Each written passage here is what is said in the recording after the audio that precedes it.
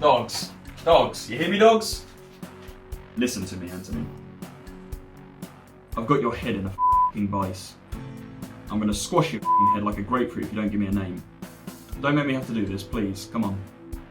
Don't make me be a bad guy. Come on. You! This motherfucker. You believe this? 2 days and nights. Me? Me, you motherfucker? My mother? That's what you f***ing tell me, eh, you motherfucker? You, huh?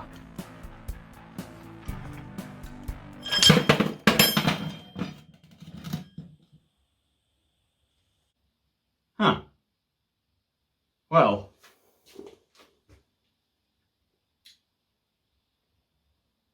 That was ineffective. It was Charlie M, by the way. Charlie M? Charlie M! Charlie M? You made me try to pop your eye out of your head to protect that piece of...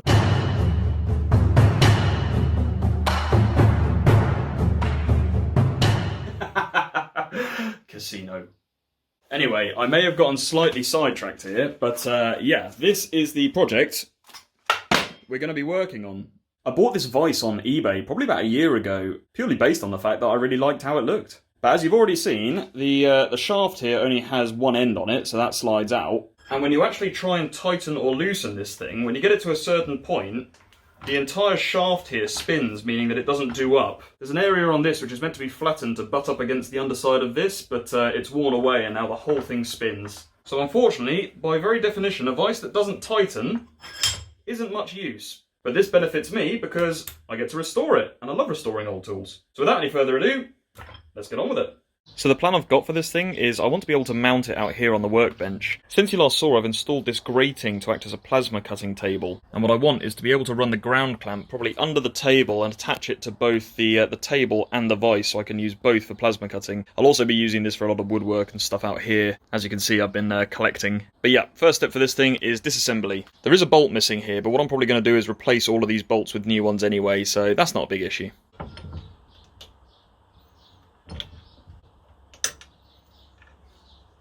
Wow.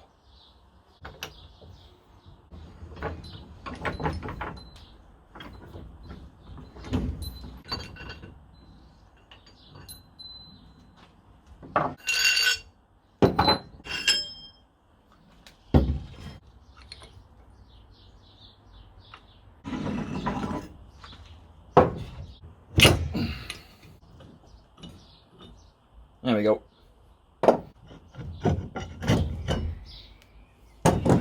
Thankfully, a lot of these bolts seem to be quite loose and are coming undone fairly easily. Whether that stays the same for all of them, we will find out.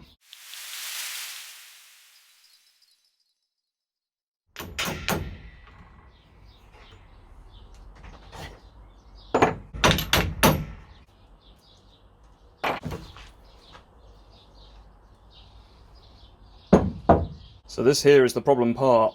I don't know how well you can see, but this top edge here is flattened, but it's just worn away, so yeah, we'll have to come up with something for that.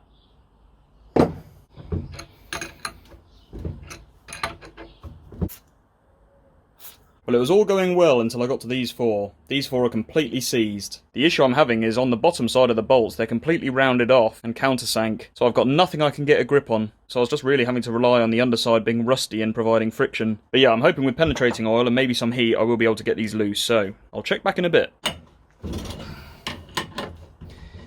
If anything, I've made that trickier because now the friction's gone on the bottom side. Oh, come on. Yes. Beautiful. Now I just gotta hope this works for the other ones.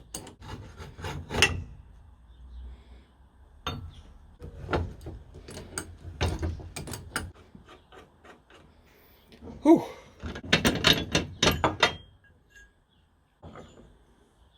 But of course, it would always be too much to ask for the last one to play ball.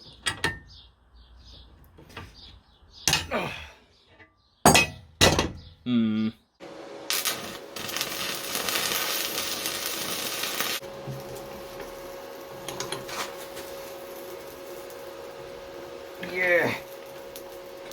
Oh, it's coming.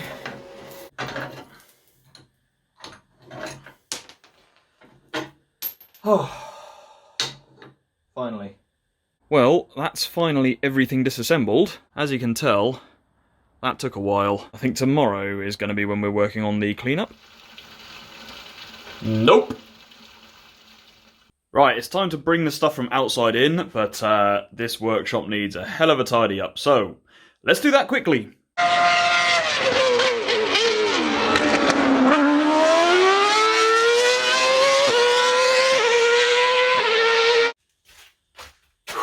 Right. Should we get on with it? Alrighty then. I reckon these parts need a bit of a cleanup, so let's do it.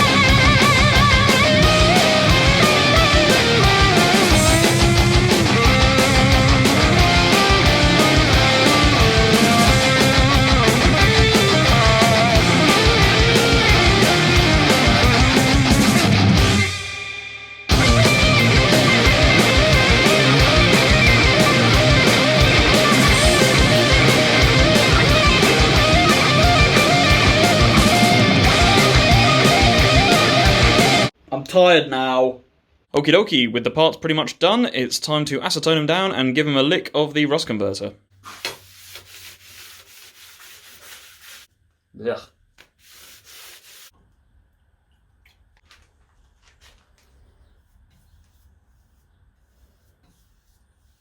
There we go, there's everything rust converted. I obviously still need to do this one here and the big one over here, but I've still got a little bit more work to do to those yet before I start worrying about that. I've also then got to flip them over and do the underside on most of these pieces, so plenty left to do.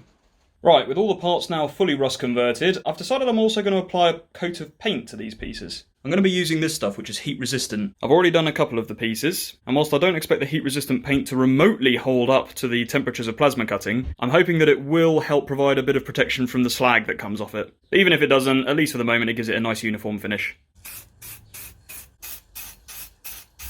So excluding these three parts, everything is now painted up. I think what I'm going to do, as you can tell, I'm going to start reassembling these pieces here. That should make measuring up these parts much easier and allow me to see what I need to do. So yeah, let's start reassembling. First off, we need some fresh bolts.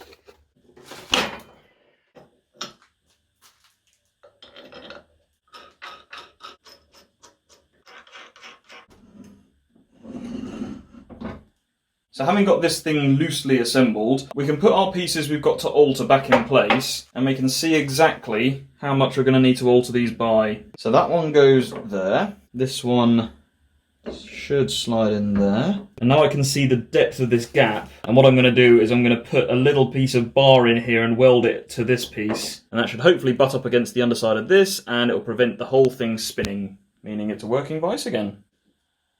So that'll be about 4mm. Alright, let's see if I've got any stock. Since I now know that no adaptations are needed to this part, I'm rust converting and I'll spray paint that, and then it'll be a case of welding this one up over here. But let's get this piece sorted first. Right, with this part all painted, it's now time to move on to this piece here. First thing I need to do is belt grind in some bevels on here to allow me to weld. Let's do it.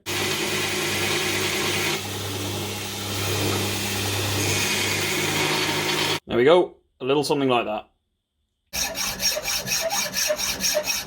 Right, we've now got a piece of 10mm square stock clamped up against our piece. The corners on it were already kind of beveled, so I don't feel the need to do that. The reason I'm not using a smaller piece of stock is because I'm worried that when I'm welding, it'll deform or warp or maybe even melt away. So we're going to go with this, and then I can grind it down to the right size afterwards. So, let's weld this in place.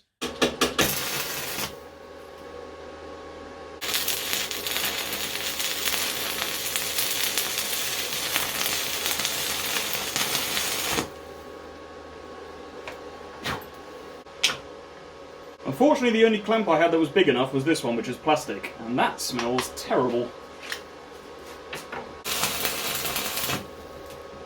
There we go, that's got the two pieces welded together. We'll now need to grind this plate flush, and then we'll need to grind down from this direction to get this to the right dimension we want.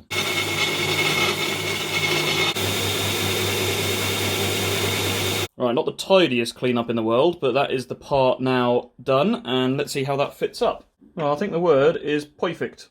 Okay, so with that, it's now time to rust convert and paint this part up, and then that's basically everything done. Rust converter done, and now the painting is done. Right, it's now time to move on to making another ball for the end of this spindle shaft. To the lathe!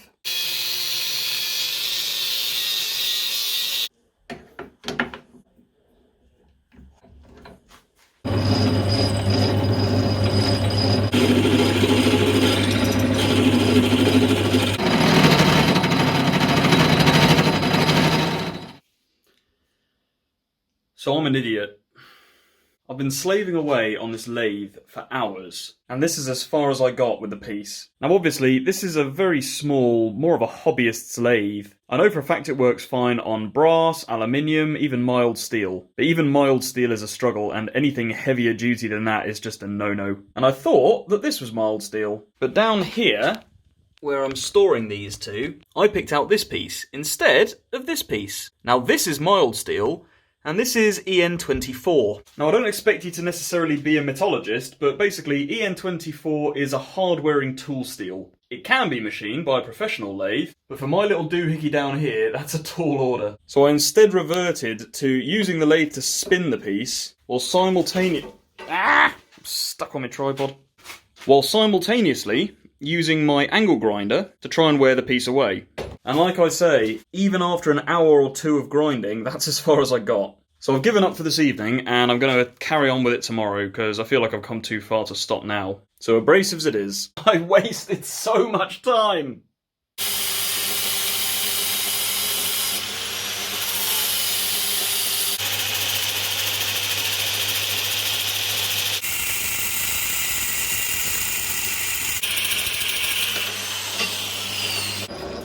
Now where the hell did that go? There we go. Now we just got to do this half. Oh, I can already tell this is a tap that's waiting to snap. Yup. And I was doing that super slowly as well. Jeez, this steel is just horrible stuff. On the plus side, that broken tap now gives me something to hold on to the piece with. Right, back to the angle grinder.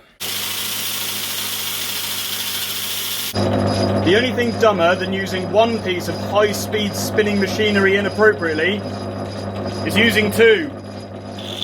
Don't do this!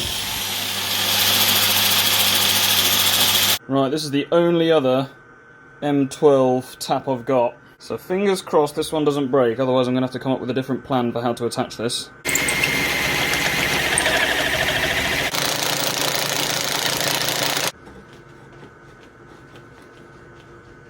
Not quite perfect, but damn close enough.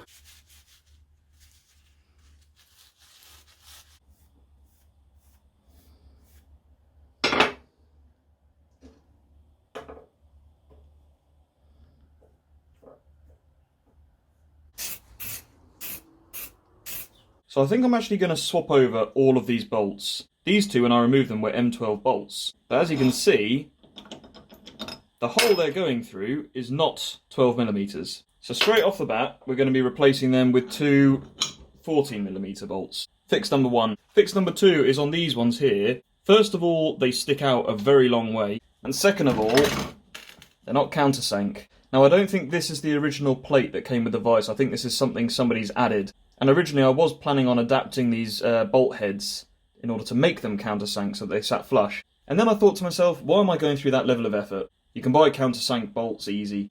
So I've got some on the way, so at some point I'm going to be replacing all of these as well. Right, that's everything assembled. Now we've just got to wait for those bolts to arrive. Here we go, new countersunk bolts have arrived. Let's install these and go from there. There we go, that's all the bolts changed. Now I need to start thinking about securing it to the worktop here. Now one of the things I've got to allow for is this part at the bottom here which sticks out, which if the plasma cutting table is sitting here, I need to cut a slot out of. So, let's do that.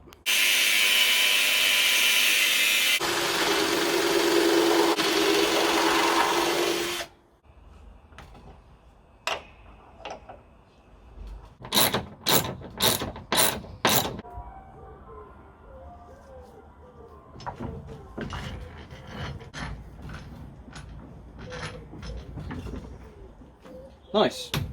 Well, there we go, guys. There's the Vise finished up, restored, working, mounted. Looking good. I really like it. It's a very peculiar style. I've never seen anything like it. I do wonder a bit about how effective this connection is, because this part here is only held on by these two bolts, and obviously if they give, if you're trying to clamp something hard, that would not be good.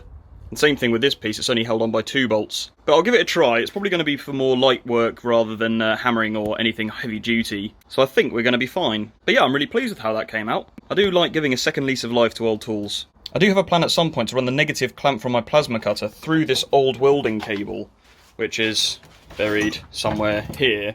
And I'm probably going to clamp that onto this bolt, but on the underside of the table to make it live. And then I'll probably run another bit of copper wiring from that bolt to clamp onto this table somewhere to make the whole thing live. But I'm not going to do that in this video because it's already getting crazy long. But if you like this video, be sure to do the whole YouTube, like, comment, subscribe. I was also made aware by one of my subscribers that apparently they weren't getting notifications, so, you know, that bell icon that everyone goes on about as well, please. That'd be lovely. And yeah, I'll catch you on the next video. Cheers all, take it easy.